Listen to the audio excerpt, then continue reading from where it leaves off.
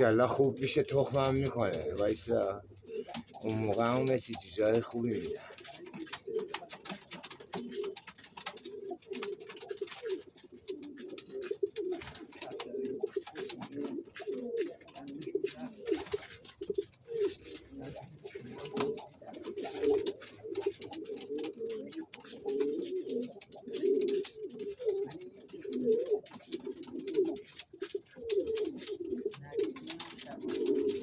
خیلی ایشالله.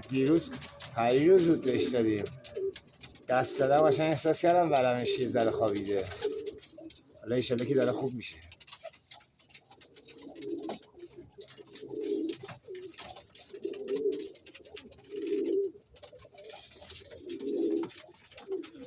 ماشاءالله.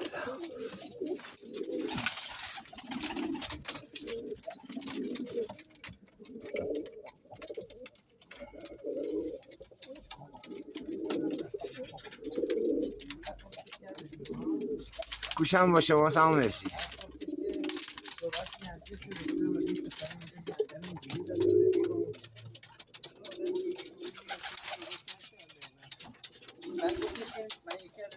این دوتا قرمزی ها قریب گیری هن، مال کف خیابونن.